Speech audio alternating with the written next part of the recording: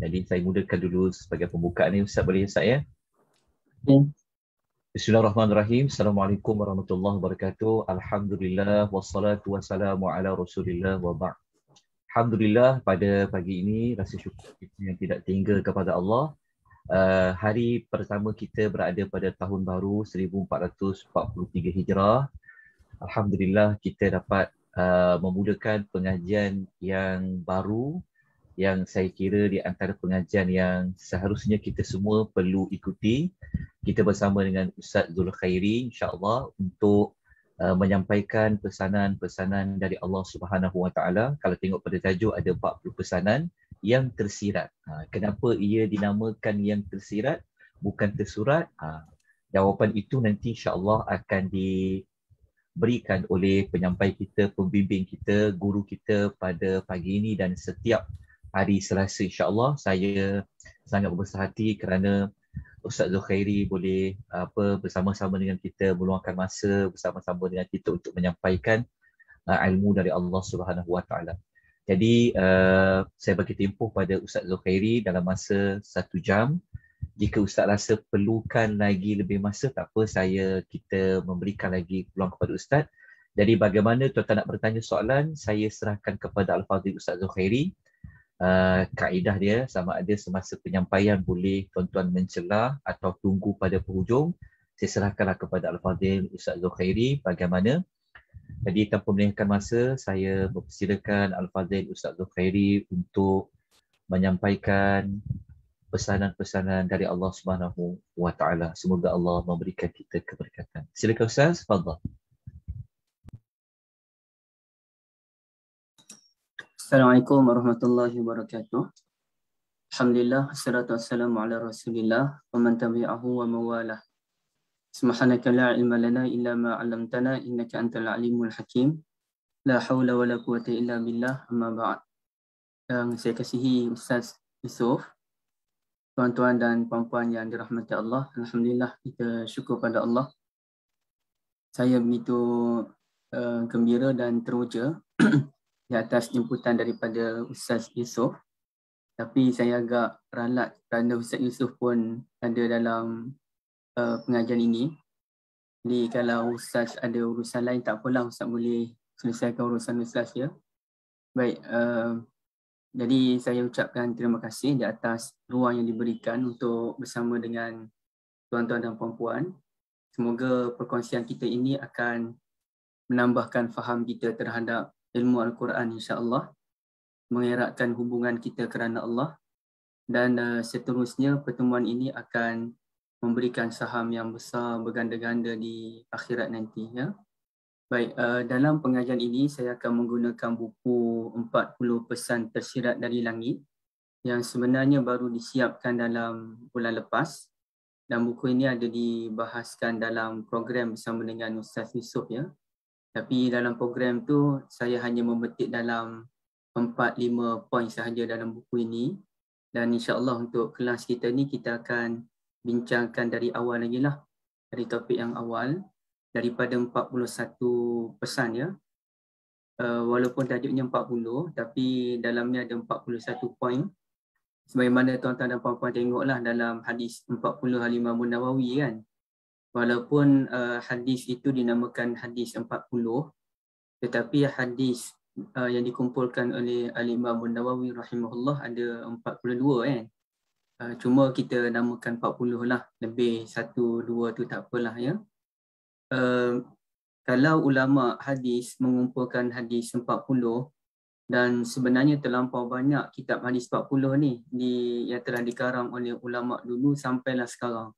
Sekarang pun masih ada ulama yang menulis tentang hadis 40. Di rumah saya ni saya dah print lebih kot daripada 20 kitab hadis 40 yang dibuat oleh Ibn Asakir, ada Ibn Hajar, dan ada kitab hadis 40 yang bertajuk Arba'un al-Buldan. Artinya 40 hadis yang dipetik daripada 40 guru, daripada 40 negara ataupun tempat yang berbeza. Jadi kalau ada ulama yang menulis hadis 40, kenapa tidak saya meneruskan usaha 40 tu tapi dalam bentuk kajian Al-Quran. Dan insya-Allah buku ni pun dia akan ada siri kedua, siri yang ketiga, dan mungkin dalam siri ketiga keempat tu dia ada perubahan kajian pula. Kajian tu kajian yang berbentuk lain sedikit. Dan sekarang ni saya sedang usaha menyiapkan siri yang kedua ya. Baik tuan-tuan dan puan-puan sekalian, untuk pengajian ini kita buka untuk perbincangan dari awal lagi. Jadi sesiapa yang ingin mencelah, bertanyakan soalan ataupun memberikan pandangan sama ada dengan lisan ataupun dengan tulisan di ruangan chat, silakan. Saya lebih suka kalau perbincangan ini wujud dari awal lagi ya. Baik, kalau tuan-tuan dan puan-puan tengok, ini dia punya tajuk dia sebagai gambaran ni. Dia sebenarnya kita membincangkan 40 pesan ni dengan memahami perkataan-perkataan yang digunakan oleh Allah Azza wa Jalla dalam Al-Quran. Dengan kita meyakini setiap huruf, setiap perkataan, setiap ayat yang digunakan oleh Allah semuanya membawa maksud yang mendalam. Walaupun huruf tu ialah huruf ba ataupun ila ataupun la, ini semua membawa maksud yang begitu mendalam. Hatta dalam bentuk tulisan sekalipun dia ada bentuk yang begitu luar biasa. Dan alhamdulillah saya ada tulis sebuah buku yang bertajuk berkaitan dengan rahsia tulisan Al-Quran. Kita kumpulkan lebih daripada 70 poin. Jadi kita bahas kenapa tulisan itu wujudnya perbezaan tulisan dalam Al-Quran. Jadi itu perbahasan yang lain lah. Jadi kalau tuan-tuan dan puan-puan tengok, ibu ayah sekalian, ada perkataan al-jisim dan al-jasada sebagai contoh. Jadi jisim ni kita sebut jasmani dan juga jasad. Jasad kan, apa beza antara jisim dengan jasad? Apa beza antara aman dan amanah? Dan apa pesan yang boleh kita ambil daripada perkataan tersebut? Apa beza antara mudassir dengan muzammil dan apa dia pesan yang dapat kita ambil daripada perkataan itu? Jadi banyaklah ya, Qu'ud, Junus, Ma'asya, Al-Hayah, tak apalah. Nanti kita akan pelan-pelan ya. Kita akan bermula dengan topik yang pertama, iaitu lafaz al-jisim dan jasada, usaha mengagungkan sesuatu yang tidak hidup. Ya, usaha pula. Usaha mengagungkan sesuatu yang tidak hidup. Okey, baik tuan-tuan dan puan-puan sekalian ya. Al-Quran ni dia luas pengajaran dia. Saya dengan kemampuan yang saya ada, dengan pengalaman yang saya ada, saya dapat keluarkan 1-2 pesanan Al-Quran. Tuan-tuan dan puan-puan yang ada kelebihan ilmu dan pengalaman daripada aspek yang lain akan melihat ayat itu daripada aspek yang lain. Kalau orang tu sebagai contoh orang yang seni, orang yang dia punya imajinasi dia tinggi, mungkin dia akan melihat sesuatu tu dalam bentuk yang sangat berbeza dengan cara kita memahaminya. Kalau orang tu orang yang mengkaji bumi, so cara dia memahami ayat Al-Quran, khususnya tentang bumi ni, berbeza dengan cara kita yang tidak mengkaji tentang bumi. Orang yang mengkaji tentang laut, cara dia melihat ayat Al-Quran berkaitan dengan laut, berbeza dengan cara kita melihat. Orang yang mengkaji tentang alam semesta, ilmu falak sebagai contoh, mereka akan melihat alam ini dalam bentuk yang berbeza daripada cara kita melihat. Jadi setiap orang ni dia ada kelebihan masing-masing, ada keupayaan masing-masing. Jadi Al-Quran ni dia terbuka kepada semua orang. Pengajaran Al-Quran ni. Pengajaran Al-Quran dia bukan untuk asatizah sahaja, tidak. Dia boleh jadi kalau ibu suri rumah, dia akan melihat Al-Quran daripada aspek lain, rumah tangga. Kalau orang tu ialah orang yang bidang kaunseling, dia akan melihat daripada sudut kaunseling dia. Jadi ini kehebatan Al-Quran, dia anjal. Semua orang boleh mengambil ibrah ataupun pengajaran daripada setiap patah perkataan ataupun ayat yang ada dalam Al-Quran ya. Baik, kita mula dengan lafaz al-jismu ataupun jisim dan juga jasada, usah mengagungkan sesuatu yang tidak hidup ya. Baik. Ini mukadimah, tak apalah.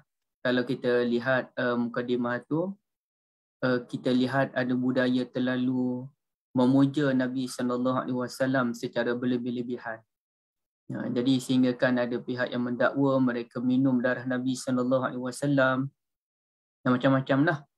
Jadi artinya sampai satu masa kita tak mengata kepada mana-mana kumpulan ya, tapi sampai satu masa kita khawatir agama kita ni akan jadi seperti agama Kristian ataupun Yahudi yang pada awalnya mereka mengabdikan diri kepada Allah Azza wa Jalla sebagai pencipta, tapi akhirnya penyembahan kepada Allah itu bertukar kepada penyembahan kepada makhluk, tokoh-tokoh besar. Akhirnya mereka pun bertuhankan Uzair, wa qalatil yahudu Uzairun ibnullah, ataupun orang Kristian akhirnya bertuhankan Nabi Isa alaihi salatu wassalam kerana mereka takjub dengan kelebihan yang ada pada Nabi Isa dan juga Uzair. Kalau awal-awal dahulu mereka begitu takjub dengan kehebatan 5 tokoh mereka, Wadda, Suwa', Yaghus, Ya'uq dan Nasra, sebagaimana disebutkan dalam surah Nuh kan. Baik. Jadi kita tak naklah kita ni mengagungkan Nabi SAW mengikut panduan daripada Al-Quran dan Hadis, tidak berlebih-lebihan, dan kecintaan kita kepada Nabi ini membawa kita kepada penyembahan kepada Allah Azza wa Jalla, bukannya memalingkan kita daripada menyembah Allah Azza wa Jalla. Baik, kalau kita lihat untuk memahami benda ni kita kena faham perkataan al-jisim dan juga jasadah. Baik. Kalau kita lihat di sekolah, dia ada pendidikan jasmani contoh kan.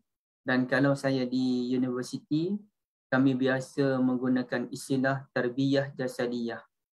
Sehingga akhirnya saya merasakan term tarbiyah jasadiyah tu kurang tepat dan perlu diperbetulkan semula. Tapi ala kullin, sekolah biasa guna perkataan pendidikan jasmani dan kadang-kadang ada pihak yang menggunakan tarbiyah jasadiyah, yang kedua-duanya membawa maksud tubuh badan, ya, anggota tubuh badan. Baik, lafaz al-jisim ni tuan-tuan, sekejap ya.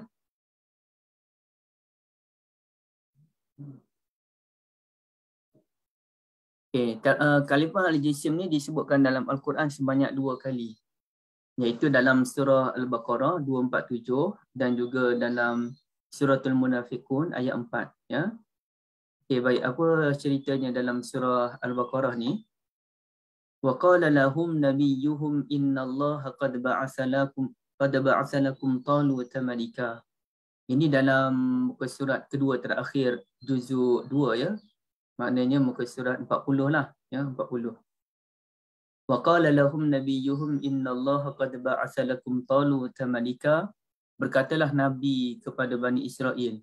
Ini mungkin selepas zaman Nabi Musa alaihi salatu wassalam, wallahu a'lam. Ada seorang Nabi berkata kepada kaum dia, Bani Israel, sesungguhnya Allah telah mengutuskan kepada kamu Talut. Jadi Talut ini akan dilantik menjadi raja. Qalu anna yakunu lahul mulku alaina wa nahnu ahaqqu bil mulki minhu wa lam yu'ta sa'atan minal mal. Mereka berkata, macam mana boleh Allah melantik Talut ya? Okay, baik. Oh, minta maaf. Saya punya terjemahan ni, saya sekejap je. Terjemahan ni ada kesilapan rupa-rupanya. Innallaha qad ba'atsa lakum Taluta malika. Oh, bukan. Saya terjemahnya sikit je. Saya terjemah qala innallaha astafahu alaikum. Tu je saya terjemah. Ya, jadi silap lah, minta maaf ya. Lalu mereka bertanya macam mana Allah Ta'ala boleh melantik Talut menjadi raja kami, sedangkan kami lebih layak daripada Talut untuk menjadi raja, disebabkan kami ni disebabkan Talut ni bukan orang kaya pun. Jadi kalau nak banding kami dengan Talut, kami lebih layak jadi raja. Alasannya apa? Alasannya ialah material. Talut tak ada duit, kami kaya. Okay. Kemudiannya Nabi itu pun menjelaskan, qala innallaha astafahu alaikum wa zadahu bastatan fil ilmi wal jism. Allah Ta'ala telah memilih Talut ini untuk menjadi raja, bukan soal dia ada harta ataupun tidak, tapi kerana Allah Ta'ala ni wa zadahu bastatan fil ilmi wal jismi. Jadi perkataan digunakan ialah jisim.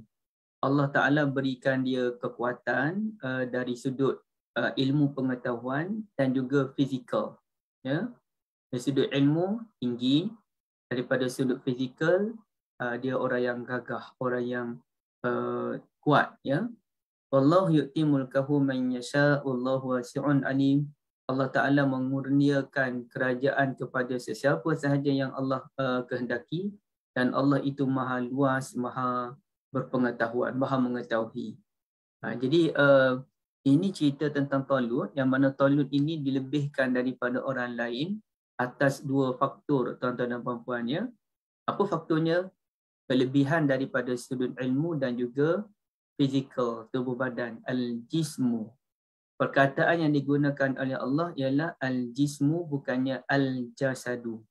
Baik, jadi kita puan di situ dulu. Tanda di situ. Dan kita buat persoalan, kenapa Allah guna perkataan jisim? Kenapa Allah Ta'ala tak guna perkataan jasad? Dan banyak lagi lah persoalan lain boleh ditimbulkan, seperti kenapa didahulukan ilmu daripada jisim? Kenapa tak sebut bastatan fil jismi wal ilm sebagai contoh, kan? Tak apalah, itu perbahasan lain. Yang kita nak fokusnya ialah kenapa Allah Ta'ala memilih perkataan al-jisim bukannya al-jasad. Bukannya Allah sebut wazadahu bastatan fil ilmi wal jasad. Baik. Dan kalau kita lihat dalam suratul munafikun pula, surah yang banyak memberikan muhasabah kepada kita, tuan-tuan dan puan-puan, ya. Wa idza ra'aitahum tu'jibuka ajsamuhum. Jadi perkataan jisim yang digunakan, ya. Dan apabila kamu melihat kepada mereka, kamu tertarik dengan tubuh badan mereka, perilaku mereka.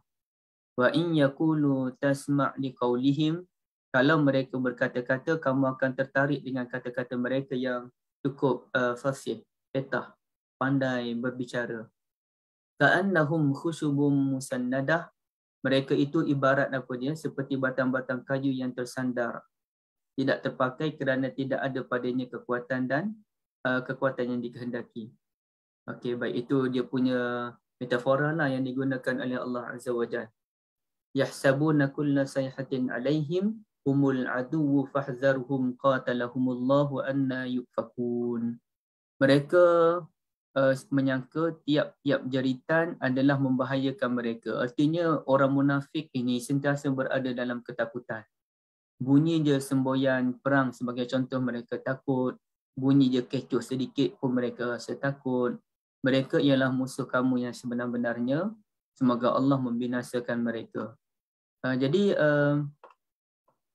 tuan-tuan dan puan-puan sekalian, kalau kita lihat dalam ayat Baqarah tadi, minta maaf, Baqarah Allah Ta'ala guna perkataan al-jisim, dan dalam surah al-munafikun pun Allah guna jisim, tapi dalam lafaz jamak, ajsamuhum, yakni jisim-jisim mereka.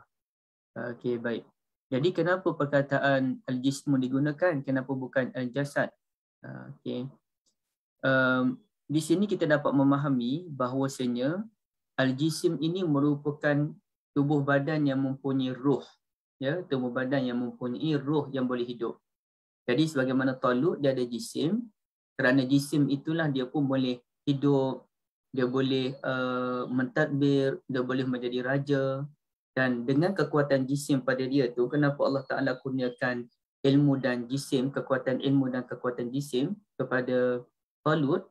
Kerana Talut memerlukan ilmu untuk memerintah rakyat Bani Israel, dan Talut juga memerlukan jisim yang kuat untuk menentang musuh dalam peperangan-peperangan.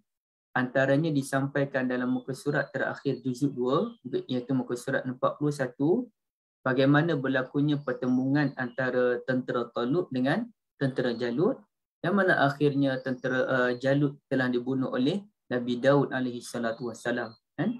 Wa qatala Daud Jalut, dan Daud telah membunuh Jalut. Baik.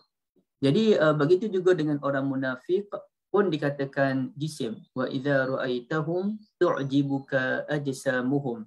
Bila kita melihat mereka, kita takjub. Maknanya kita, wah, hebatnya dia, ya. Penampilan dia, cara dia berjalan, dia punya hebatlah, dia punya fizikal dia. Kerana orang munafik juga dia hidup, dia boleh berbicara walaupun lidahnya bercabang, walaupun dia menipu. Jadi artinya jisim dalam Al-Quran ini digunakan untuk kedua-dua side, iaitu daripada sudut positif merujuk kepada Talut, daripada sudut negatif merujuk kepada orang munafik. Baik. Kemudiannya kalau kita lihat lafaz jasada pula. Tuan-tuan Ustaz Yusof sekejap ya, sekejap je saya nak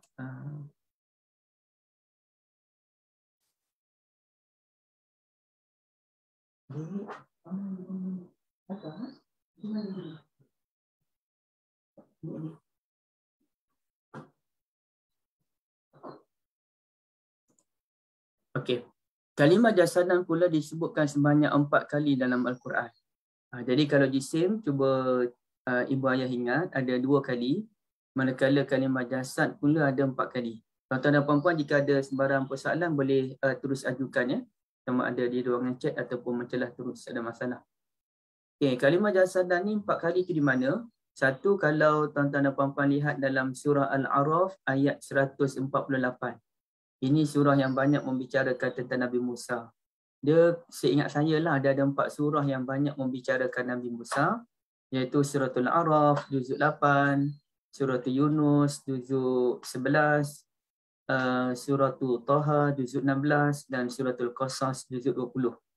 Jadi masing-masing membawa perspektif yang berbeza ya. Baik, dalam surah Al-A'raf disebutkan wattakhadha qaumu Musa min ba'dihi min huliyihim ijlan jasadan lahu khuwar. Dan kaum Nabi Musa sesudah Nabi Musa ni pergi ke Tur Saina, Gunung Saina, mereka pun telah mengambil perhiasan-perhiasan mereka ni, huliyihim, untuk apa? Untuk dibuat ijlan. Ijlan ni patung anak lembu. Ijlan ni anak lembu. Maknanya patung anak lembu lah.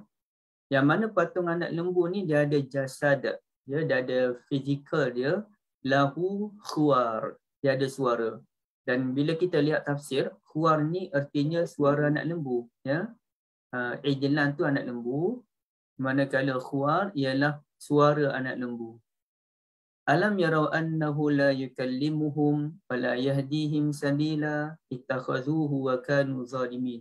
Tidakkah mereka berfikir bahawa patung tu tak boleh nak sembang pun, nak tak mampu pun nak memimpin mereka.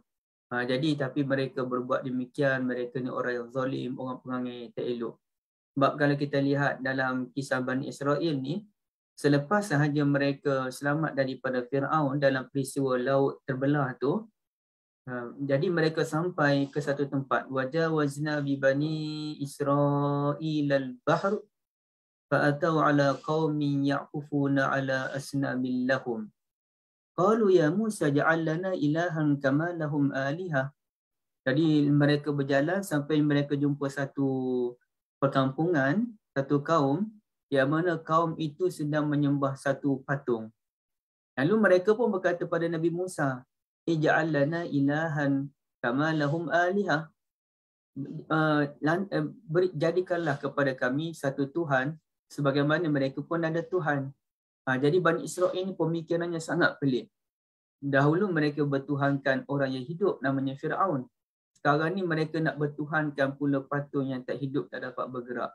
Kalau bertuhankan Fir'aun tu logik lah. Fir'aun tu boleh bergerak, boleh berbicara, boleh ada kekuasaan yang besar. Logik lagi daripada mereka menyembah patung yang tak mampu nak buat apa-apa. Ahya'un amwatun ghairu ahya. Mati dan tak pernah hidup. Macam kita ni, kita akan mati tapi kita pernah hidup. Yang ini patung ni mati dan tak pernah pun hidup. Jadi perkataan digambarkan ijlan ni, patung anak lembu ni digambarkan jasadan, bukannya jisim. Ya, jasadan. Jadi kaum Nabi Musa mengambil patung anak lembu tu sebagai Tuhan, yang mana patung anak lembu tu jasadan. Dia dalam bentuk jasadan, bukannya jisim, ada fizikal dia. Okay, baik. Begitu juga dengan surah Taha pun menceritakan benda yang sama. Fa akhraja lahum ijlan jasadan lahu khuwar. Pun cerita yang sama. Maka Samiri pun mengeluarkan untuk mereka daripada leburan-leburan barang perhiasan mereka tu, the process barang-barang emas tadi menjadi patung anak lembu, ijlan, yang mana patung anak lembu ni jasadan, ada jasad dia, lahu khuwar. Siap berkata lagi, hadza ilahukum wa ilahu Musa fanasi. Inilah sebenarnya Tuhan kamu dan Tuhan Musa, tapi Musa terlupa. Pandai je sendiri kata macam tu kan. Baik. Dalam ayat 8 suratul Anbiya, ya, ayat 8 suratul Anbiya, Allah Ta'ala menyatakan cerita tentang para Nabi. Puan Idrawati. Okay, nanti kita terangkan ya. وَمَا جَعَلْنَاهُمْ جَسَدًا لَا يَأْكُلُونَ الطَّعَامَ وَمَا كَانُوا خَالِدِينَ. Dan kami tidak menjadikan rasul-rasul itu bertubuh badan yang tidak makan. Dan para rasul pun tak hidup kekal selama-lamanya. Jadi sebabnya ada orang ni macam-macam lah alasan nak tolak Nabi ni. Tak lama dulu lagi. Antara alasan mereka, kenapa lantik Nabi kalangan kami? Kalau kami pun ramai lagi orang-orang hebat, kenapa lantik dia jadi Nabi? Alasan je, padahal mereka tahu orang dilantik jadi Nabi itulah orang yang paling ada kredibiliti kalangan mereka. Kemudian mereka kata pula, kenapa tak lantik malaikat? Alasan, kalau malaikat jadi Nabi, malaikat tu ibadat, mereka kata, kamu tak apalah, kamu malaikat, bolehlah ibadat, kami tak mampu. Bila malaikat jadi Nabi, malaikat ajak puasa, mereka akan kata juga, kamu tak apalah, kamu malaikat boleh puasa, kami manusia tak boleh puasa. Macam-macam alasan lah akan berlaku, tuan-tuan dan puan-puan sekalian. Jadi dalam bab ini, mereka kata macam-macam Nabi ni, maka Allah Ta'ala pun nak kata, Nabi ni sama je dengan kamu. Kami tak menjadikan rasul-rasul ini jasad yang tak makan. Sebaliknya kami jadikan rasul ini orang yang dia makan macam kamu makan. Dan juga wayamshi fil aswaq. Dia ada ayat cerita tentang wayamshi fil aswaq tu, tapi dia punya filosofi ayat tu ialah, dia punya tujuan ayat tu ialah para nabi pun kena pergi ke pasar untuk membeli makan, minum untuk keluarga dan sebagainya.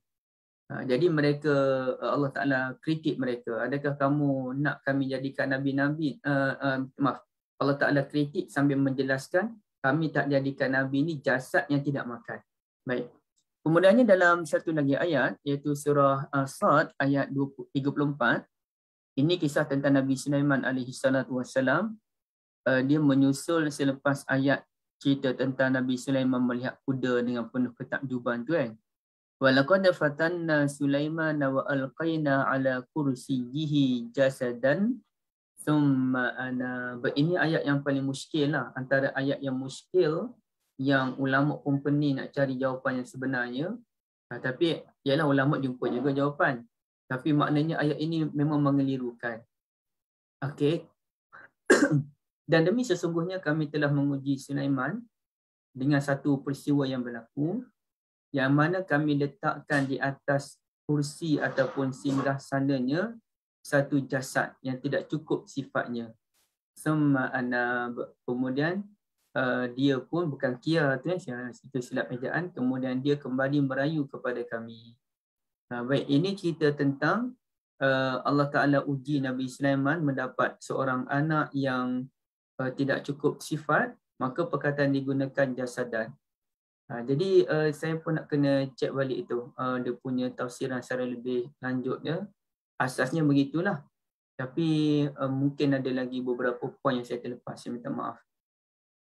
Okey, jadi daripada perkataan jasadan itu, dua merujuk kepada patung anak lembu, satu merujuk kepada teguran ataupun penjelasan Allah Azza wa Jalla bahawa para nabi ini bukannya manusia berjasad yang tidak makan.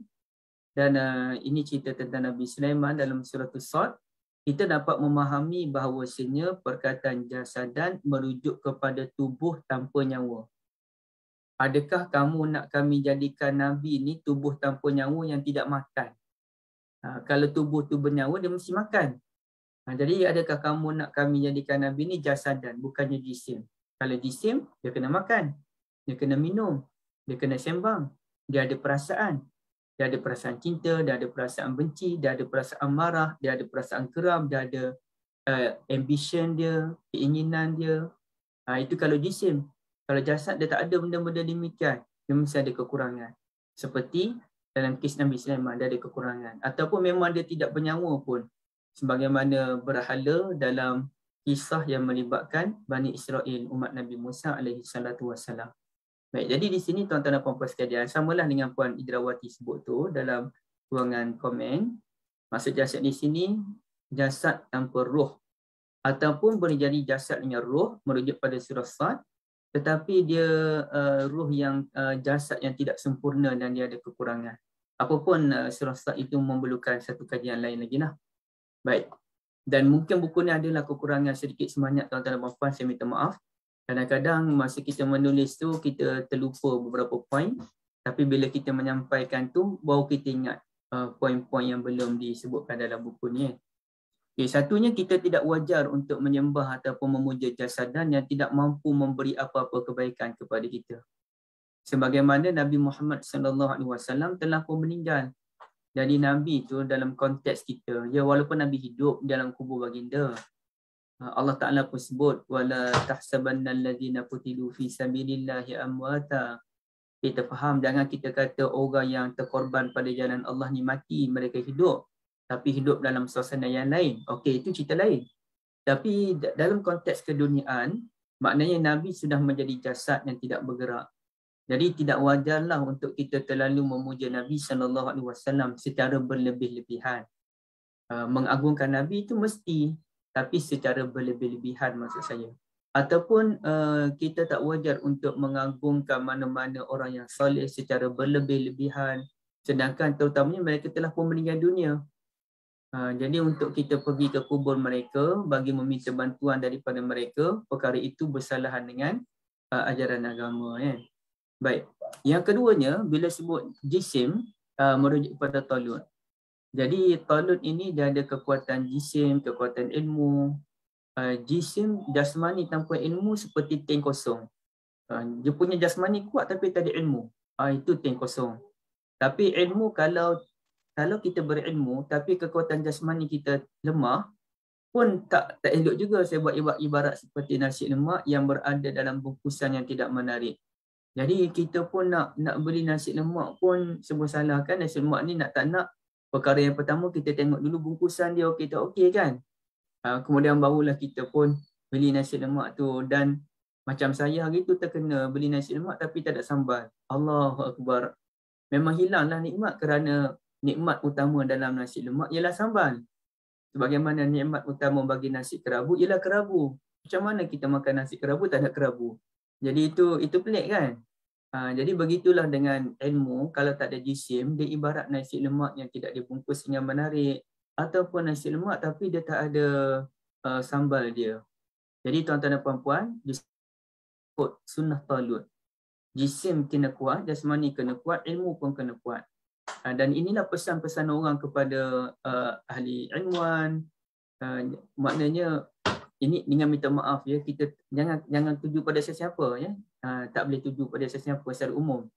Berapa ramai ilmuwan tetapi dia tidak menjaga jisim dia, menyebabkan sakitlah, jasmani tak dipelihara. Muda-muda dah kena diabetes sebagai contoh. Kalau memang dia jaga makan, Allah yang tentukan, cerita lain. Tapi kita sendiri nak kena jaga tu. Tengok-tengok dah ada diabetes, dah ada penyakit-penyakit yang sebenarnya boleh dikawal. Kalau penyakit tu memang pemberian Allah, ya raditu billahi rabbah. Baik. Ataupun ilmu banyak, fizikal lemah, ya fizikal lemah. Baru berlari sedikit dah mengah. Saya pun mengah juga, tapi tidaklah kita terlalu lemah kan. Ni sikit-sikit dah lemah, dah mengah sebab dia tak menjaga kesihatan badan dia. Itu pun kita tak nak, begitu kan? Orang yang membina kekuatan badan sehingga nampak kuat, gagah, tapi dia tidak mempedulikan kekuatan rohani pun kita tak nak juga, sebagaimana orang munafik. Kuat, hebat, penampilan mereka hebat, kita tengok pun kagum lah dengan cara mereka. Kalau mereka berbicara, Masya Allah, luar biasa. Tapi mereka tak ada nilai ilmu dan akhlak. Rohani mereka tak kuat. Pun tidak memberikan apa-apa arti. Kita nak kedua-duanya, jasmani pun kuat, ilmu pun kuat, dan sudut akhlak kita pun bagus. Maka di sini saya merumuskan, al-jisim ni merujuk kepada badan yang bernyawa, dan kalau boleh kita tambahlah, yang ada keinginan, yang ada impian, yang ada cita-cita. Manakala kalau jasadan dia merujuk kepada berhala yang kaku ataupun badan tanpa nyawa. Ya, wallahualam. Ini rujukan utama saya, kitab yang ada dicadangkan oleh Ustaz Yusof dalam program yang lepas, iaitu Lataifun Quraniyah oleh Dr. Salah Al-Khalidi.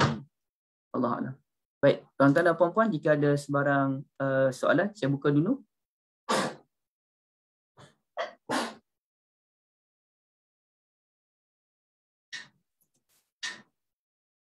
Boleh ya? Oh, nampak diam je. Maknanya murid-murid Ustaz Yusof baik diam je kan. Tapi kalau puan-puan ada sebarang soalan, silakan ya, tak ada masalah. Puan Idrawati okey? Alhamdulillah okey. Alhamdulillah saya dapat dengar suara orang seorang pun jadilah ya. Ustaz, saya nak tanya. Okey, silakan. Untuk yang ini semuanya jisim dan jasad ni adalah khas untuk pemimpin ataupun untuk umum? Okey, semula puan, saya kurang jelas suara puan. Okey. Untuk lafaz jisim dan jasad ini sebenarnya yang bukan ini untuk seorang pemimpin ataupun pada untuk umum maksud saya. Umum. Dia umum.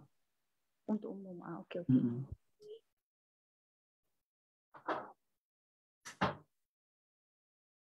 Sebab Talut tu sebelum dia jadi pemimpin lagi, dia memang dah ada kekuatan dari sudut ilmu dan juga jisim, ya. Okey, terima kasih Puan Syahira dan juga Kak Anis. Ahlan. Kak Mariana pun ada saya perasan, ya. Okay, kalau Assalamualaikum Ustaz. Assalamualaikum Kak. Silakan Kak. Ustaz, betul ke kalau macam daripada penerangan Ustaz tadi, kalau kita tengok dari sudut Ustaz kata perkataan jismu tadi tu kan merujuk kepada Talut dengan munafikin kan? Jadi kalau kita kata macam jisim ni adalah dari sudut positif ni, macam dari sudut positif, contoh tak, Talut dia guna kekuatan jisim dia untuk mentadbir, dan munafikin ni Kak baca dalam ada satu tafsir tu, dia kata memang orang munafikin dari sudut dia ni memang bagus, dari sudut tubuh badannya bagus, tetapi otak dia kosong sebab tak pandai nak menilai kebenaran kan.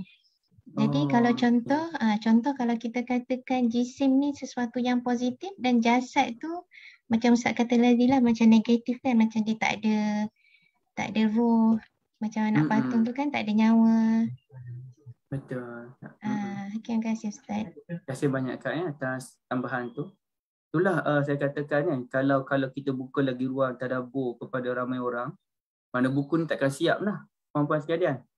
Sebab nanti kena tambah lagi poin yang Kak Mariana kongsikan tadi pun saya nak kena masukkan dalam buku lagi. Jadi akhirnya buku ni dia takkan selesai.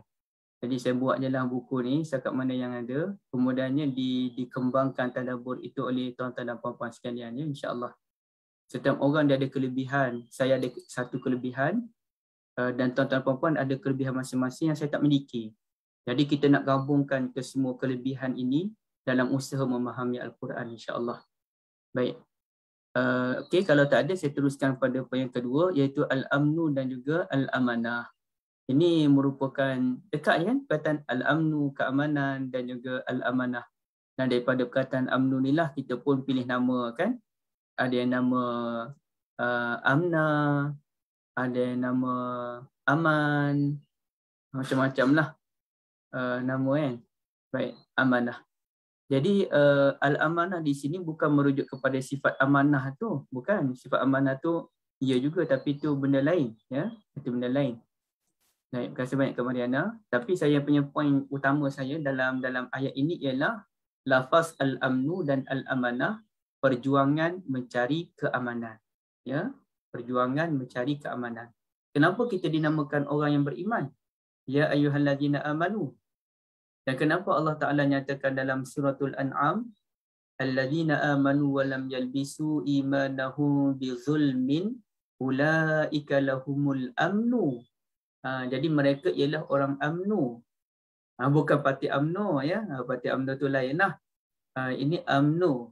Jadi amnu ni artinya orang yang beriman. Kenapa orang beriman dinamakan amnu ataupun amanu?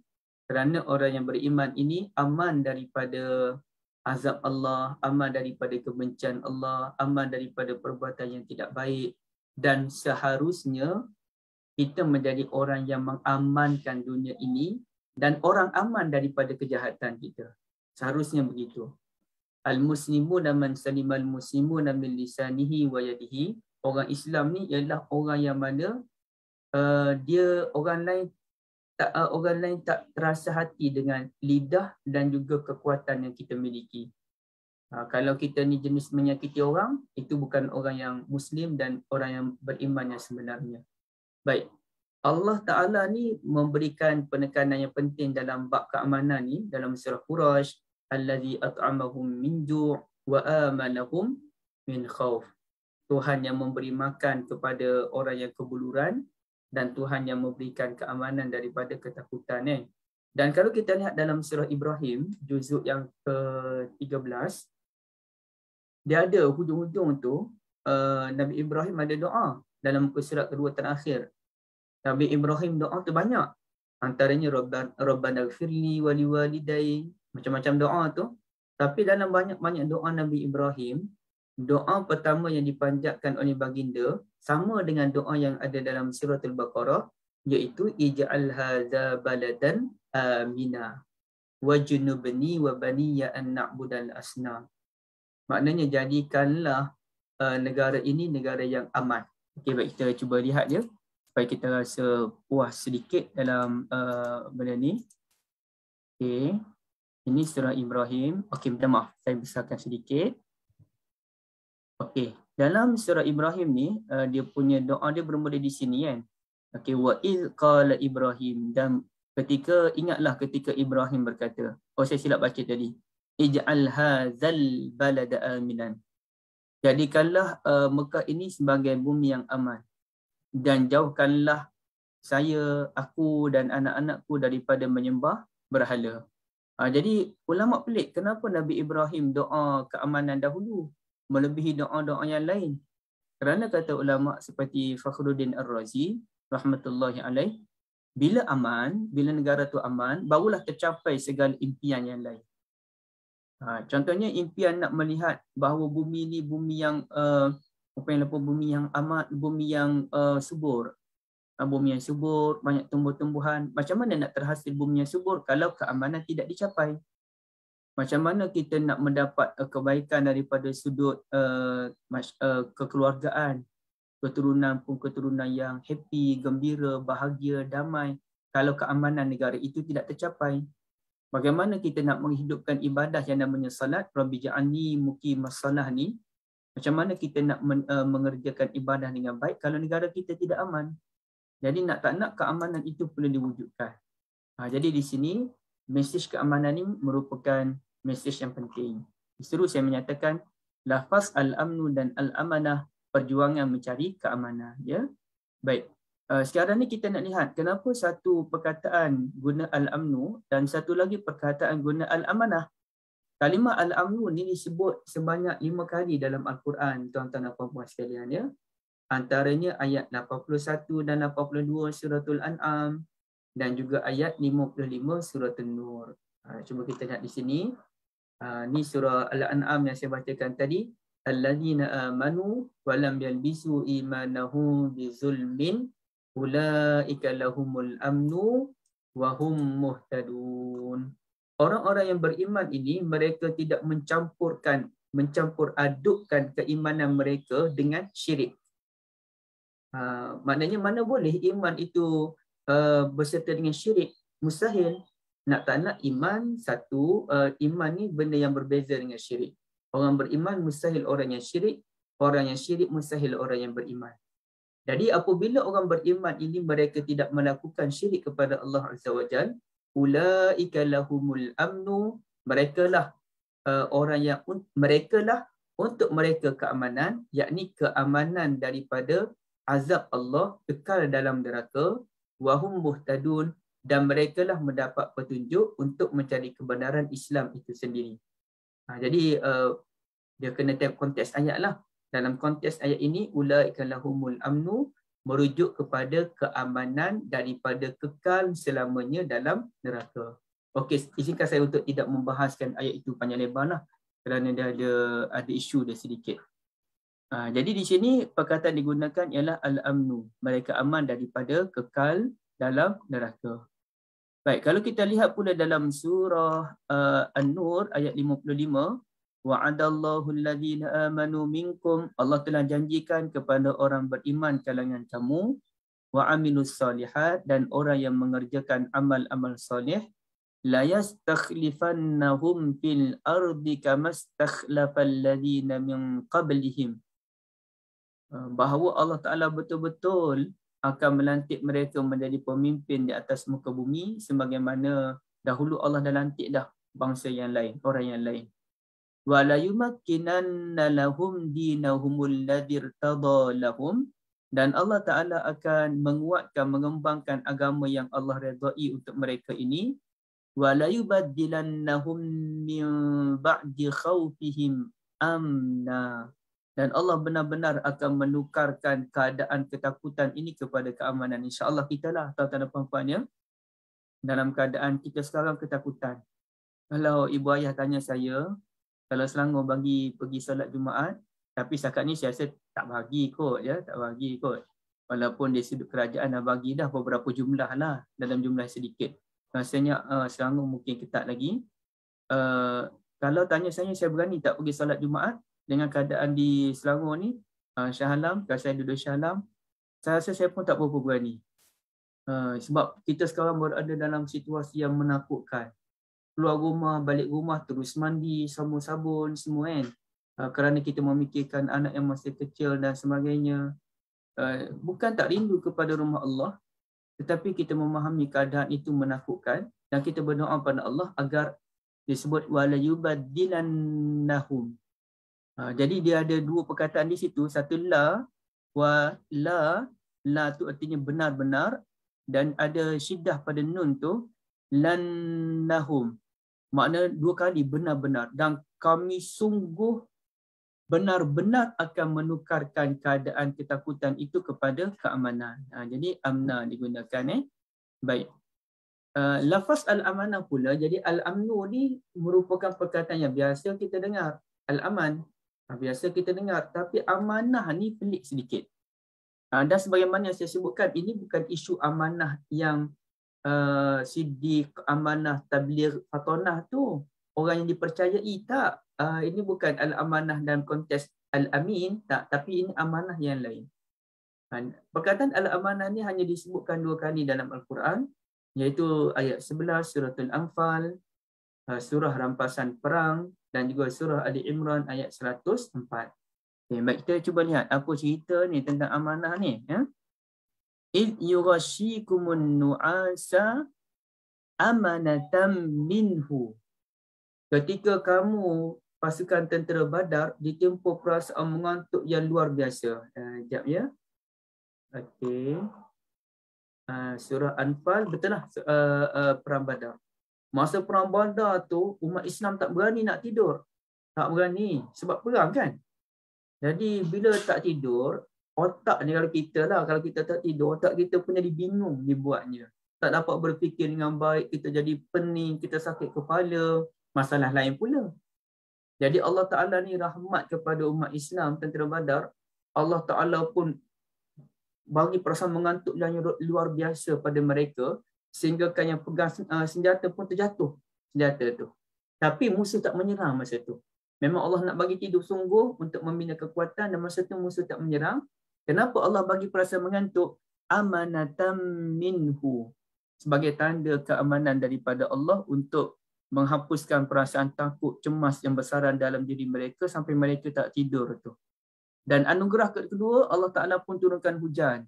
Bagi mereka ni yang panas, rasa dingin, bolehlah minum air, boleh bersihkan diri. Dah lama perang ni, badan pun kotor, bila kotor, kita pun hilanglah semangat kan. Kita kan bila nak bina semangat, kita kena mandi kan. Nak mandi, kena bersih badan. Bila kita bersih badan, sabun, shampoo, kita rasa bertenaga. Jadi kemudian ni, wa yuzhiba ankum rijza syaitan. Allah Ta'ala pun menghapuskan gangguan syaitan. Wa liyarbitu ala qulubikum. Allah teguhkan kalbu-kalbu mereka. Wa yusabbita bihil aqdam. Allah tetapkan pendirian-pendirian mereka. Tidak terpengaruh dengan kata-kata yang melemahkan semangat dan sebagainya. Jadi ada berapa semua? Ada 5 kelebihan yang Allah Ta'ala kurniakan kepada tentera Badar dalam ayat ini sahaja. Tapi yang menariknya yang awal tu. Kalau Allah turunkan air hujan, tujuannya liyutahhirakum bihi, untuk membersihkan badan kan. Tapi kenapa Allah bagi perasaan mengantuk? Amanatam minhu, pemberian keamanan daripada Allah Rabbul Jalil. Ya, baik, satu. Apabila kita lihat pula dalam surah Ali Imran, ini merujuk kepada tentera Uhud, dalam perang Uhud. Jadi apa cerita tu? Summa anzala alaikum min ba'dil ghammi amanatan nu'asan yaghsha ta'ifatan minkum. Kemudian sesudah kamu mengalami kejadian yang menduka citakan itu, nanti kita akan lihat cerita apa tu tuan-tuan dan puan-puan, boleh rujuk dalam surah Ali Imran. Allah turunkan kepada kamu perasaan aman tenteram, iaitu rasa mengantuk yang meliputi segolongan daripada kamu yang teguh keimanannya. Okey, jom kita lihat terjemahan surah Ali Imran supaya kita dapat melihat konteks yang lebih luas lagi kan. Surah Ali Imran ni muka surat pula ayat 154.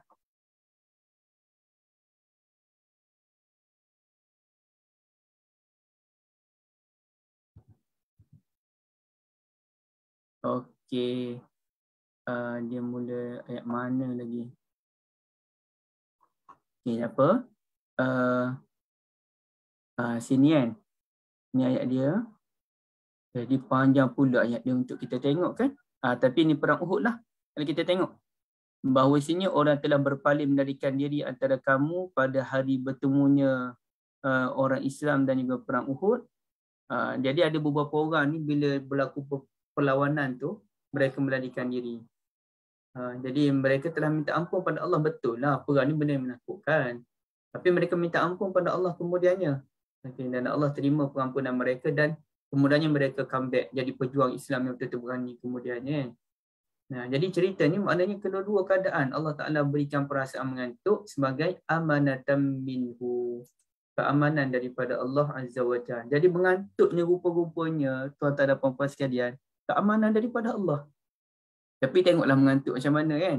Tapi kelakarnya guru saya yang amat saya hormati dahulu ketika kami belajar kelas hadis. Jadi saya kawan dulu, yalah budak-budak lagi tuan-tuan dan puan-puan, dalam kelas pun ada masa kita mengantuk. Sebenarnya kelas itu kita tak mengantuk pun. Kelas ini alhamdulillah tak mengantuk sebab dia ni jenis orang yang mengajar dalam bentuk yang real. Best lah cara dia mengajar. Contoh dia pun contoh yang ada di sekeliling kita. Tapi dia sebut, saya tak kisah kalau kamu tidur. Kerana kalau kamu tidur mengantuk tak ada masalah. Kerana apa? Dia pun buatlah contoh ayat Quran tadi. Dia baca surah Al-Anfal. Bahawasanya Allah Ta'ala yughashikumun nu'asa amanatan minhu. Allah bagi perasaan mengantuk kepada pejuang Islam ini untuk sebagai keamanan daripada Allah, menghilangkan kecemasan yang ada dalam diri dia. Baik, tapi jangan tidurlah. Itu bagi kes tertentu je kan. Jadi dalam kedua-dua perang ini, umat Islam berasa takut nak tidur kerana khawatir diserang secara mendadak, walaupun masa tu masa berehat. Maka Allah Ta'ala pun campur perasaan mengantuk dalam diri mereka sampaikan mereka tertidur dalam keadaan tidak disedari. Jadi pendek kata, perkataan al-amanah ni tuan-tuan dan puan-puan yang saya kasihi, muncul dalam suasana yang menakutkan yang kita namakan sebagai perang. Menurut Al-Qurtubi sebagai contoh ketika dia membahaskan benda ni. Okay, saya jumpa Al-Qurtubi, dia pengarang kitab Al-Jami' li Ahkamil Quran ataupun dikenali tafsir Al-Qurtubi. Qurtubi ni dia ada Qurtubi tafsir dan Qurtubi hadis. Kalau tafsir dipanggil Abu Abdullah Al-Qurtubi, kalau hadis dipanggil Abul Abbas Al-Qurtubi. Baik. Kalimah al-amnu, al-amanah wal-amnu sawa dia sebut. Kalimah al-amanah dengan amnu ni sama aja maksud dia. Wakila, tapi ada pendapat lain menyatakan al-amanah innama takunu ma'a asbabil khauf. Amanah ini satu benda yang dia berlaku disebabkan adanya ketakutan-ketakutan. Contohnya dalam perang tadi, ada ketakutan kan? Okey. Sedangkan al-amnu dia tidak ada unsur ketakutan. Ini pada pandangan Al-Qurtubi. Tapi saya terlupalah tuan-tuan dan puan-puan sekalian. Dia macam mana ya? Sekejap. Keamanan menghilangkan terus perasaan takut. Okey, ini pandangan Qurtubi ni dia perlu dinilai semula ya. Perlu dinilai semula, betulkah apa yang disebutkan oleh Al-Qurtubi itu? Tapi saya tidak terrespon, yang tidak memberikan maklum balas terhadap pandangan beliau. Rasanya ada sedikit benda yang perlu dibetulkan, kerana dalam kes al-amnu tu dan unsur ketakutan juga. Wala yubaddilannahum min ba'di khawfihim amna, dan Allah Ta'ala benar-benar akan menukarkan keadaan takut itu kepada keamanan, kan? Maknanya al-amnu pun ada unsur dengan ketakutan juga, ada sebab ketakutan juga, tapi dia lain sedikit. Okey, baik, kita tengok untuk mendapat keamanan al-amnu, kita perlu beriman secara tulen oleh Allah Azza wa Jalla kepada Allah dan tidak melakukan perbuatan syirik.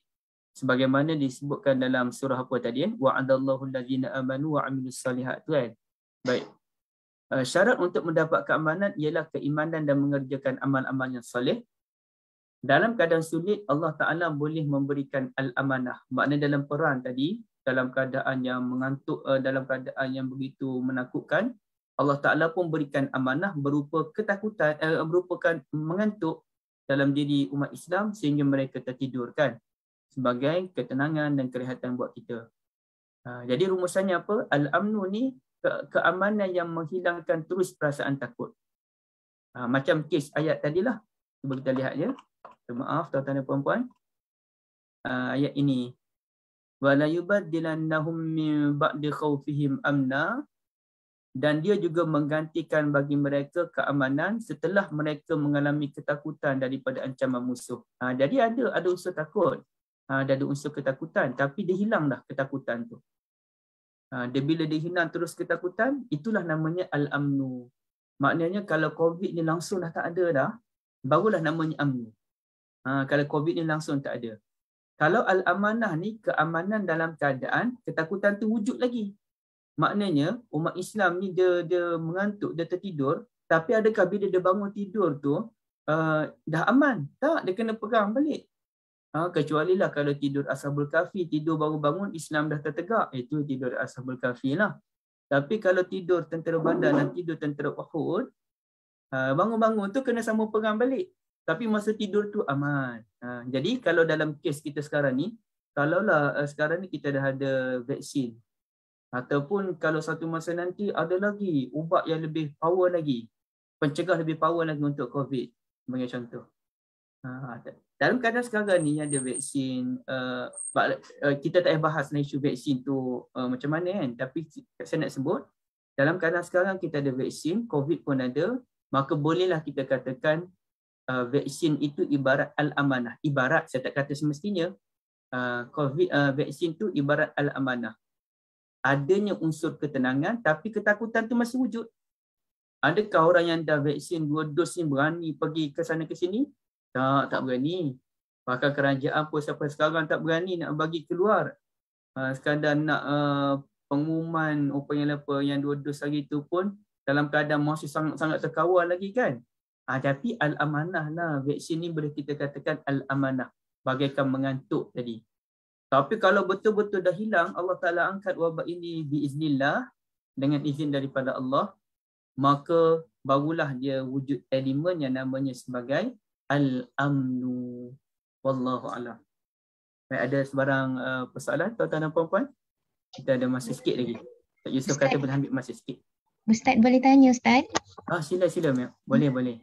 Macam ni Ustaz, berkaitan dengan amalan kan? Sebab Kak pernah lah dengar ada Ustaz bagi tahu, dia kata kalau kita ni susah nak tidur malam, dianjurkan kita membaca ayat ni lah Ustaz, yang Al-Imran tadi, amanatan nu'asan dalam perang Uhud, dan dalam perang Badar dia kata baca yang Ustaz bagi tahu tadi, surah Al-Anfal tadi, an-nu'asa amanatan minhu. Boleh ke tu Ustaz? Okey, terima kasih banyak Kak Mariana, jazakumullah khairah. Dia amalan dalam ayat Al-Quran ni walaupun tidaklah ada dalam hadis Nabi SAW, tapi selagi mana benda tu ada kaitan, yang ada kaitan, boleh diamalkan, tak ada masalah. Sebagai contoh, ada juga amalan membaca adalah ayat mana dalam suratul Kahfi tu, pasal Ashabul Kahfi, nak bagi anak tidur sebagai contoh kan. Bolehkah diamalkan? Kalau benda tak ada kaitan, boleh lagi lah diamalkan. Ataupun mana-manalah walaupun tidak ada panduan daripada hadis pun. Contoh yang paling masyhur, orang sakit baca wa iza maridtu fahuwa yashfin dalam surah Asy-Syu'ara. Apabila saya sakit, dialah, yakni Allah yang sentiasa memberikan kesembuhan. Okey, boleh. Yang tak bolehnya kalau tak ada kaitan. Okey, silakan. Apa dia? Okey, tak apa Ustaz. Okey, jazakumullah khair. Okey. Maknanya kalau benda tu tak ada kaitan, kita baca ayat tu, tapi ayat tu tak ada kaitan dengan tujuan kita. Jadi contohnya ada orang ajar dalam lawan COVID ni, kita kena cucuk vaksin suratul Fil. Baca surah Fil, anggap ia sebagai vaksin dalam badan kita. Jadi orang tanya kepada penyampai tu, kenapa kena baca suratul Fil? Kerana dia kata gajah kan kuat, binatang yang kuat, haiwan yang gagah. Jadi kita nak cucuk vaksin gajah tu dalam badan kita nak lawan COVID. Jadi ini pandangan yang pelik kerana dalam suratul Fil, gajah kalah lawan burung. Kenapa nak cucuk vaksin gajah? Kenapa tak cucuk vaksin burung tayran ababil? Jadi itu pandangan yang pelik, maka tak payahlah kita nak amalkan, tak ada kaitan. Tapi kalau ada kaitan, macam ayat tadi saya lihat, insya-Allah boleh diamalkan. Wallahu a'lam. Assalamualaikum Ustaz.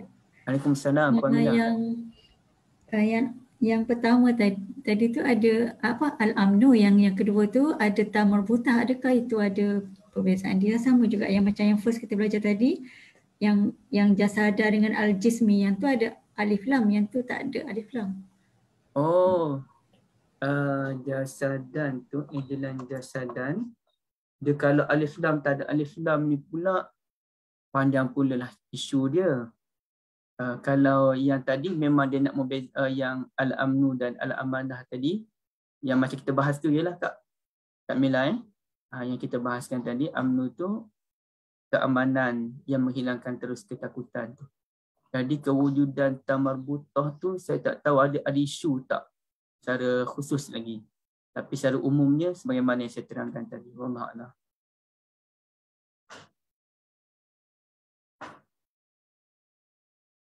Okey, tak ada? Okey, kalau tak ada, jika saya untuk buat penutup dan saya serah pada Fadil Ustaz Yusof. Jujurnya saya segan Ustaz Yusof sebab Ustaz Yusof ni orang yang sangat soft spoken, lembut bicara. Jadi saya agak segan sikit lah kalau Ustaz Yusof ada. Barakallahu fikum. Jadi tuan-tuan dan puan-puan sekalian, apa pun cerita dia, kita nak sampai satu maklumat yang besar hari ni yang kita nak faham dalam kelas kita. Iaitu setiap kalimah yang digunakan oleh Allah Azza wa Jalla ada mesej yang besar untuk kita teliti. Ya, setiap kalimah. Dan banyak lagi lah kita akan temui, terlalu banyak lagi kalimah sampai satu masa kita pun, ya Allah, dahsyatnya, dahsyat sangat. Kerana Al-Quran ni satu kitab mukjizat yang mustahil akan habis kajian dia. Kalau ada orang kata kajian Quran dah habis dah, sempurna dah, itu pembohongan yang paling besar lah tuan-tuan dan puan-puan dia. Pembohongan yang paling besar. Saya ada keyakinan bahawasanya sampai kiamat pun Al-Quran ni kajiannya takkan habis. Kerana dia terlalu kompleks. Dia kalamullah yang terlalu kompleks. Belum lagi kalau kita lihat daripada aspek perbahasan tata bahasa je. Itu boleh terduduk lah. Orang yang memang terror dalam bidang tata bahasa atau disebut nahwu, sorof ni, satu perkataan tu dia boleh bahas panjang lebar dan dia boleh kaitkan pula dengan contoh-contoh yang lain. Itu memang takkan habislah kajian. Walaupun di rumah saya pun ada kitab berkaitan dengan menjelaskan tata bahasa setiap ayat dalam Al-Quran. Tapi itu dia panggil secara umum begitulah. Belum lagi dibuat kajian secara menyeluruh. Kalau dibuat kajian secara menyeluruh, contohnya fungsi huruf ba'. Ba' ni ada pelbagai fungsi. Kenapa yang ini dinamakan bab isti'anah? Kenapa ini babul ilsaq? dan sebagainya, itu pun dah pening dah. Kalau begitu dengan waw, waw ni ada fungsi waw ma'iyah, ada wawul ataf, ada waw istinaf, ada wawul qasam pun ada. Jadi waw sahaja pun ya Allah. Ni waw ma'iyah ke, waw ataf ke, waw istinaf ke, waw qasam ke, ataupun waw apa sebenarnya. Itu pun akan jadi pening kalau bahas daripada aspek tata bahasa sahaja. Jadi tapi apa pun benda yang paling besar dalam Quran ni, kita tak boleh terlalu terperangkap dengan kajian bahasa. Kerana Al-Quran diturun sebagai hidayah untuk memandu kehidupan kita. Yang tata bahasa ke, ini semua proses membantu kita memahami mesej yang nak disampaikan dalam Al-Quran. Sebab itu saya sebutkan, bila kita bincang tentang jisim dan jasad, kita tahu bahawa kita memerlukan jisim yang baik, kuat sebagaimana Talut. Bila kita bincang tentang amnu dan amanah, kita berjuang untuk mendapat keamanan. Pada peringkat awal, kuang-kuang kita dapat amanah, al-amanah, yakni keamanan dalam keadaan wujud lagi ketakutan, berhati-hati.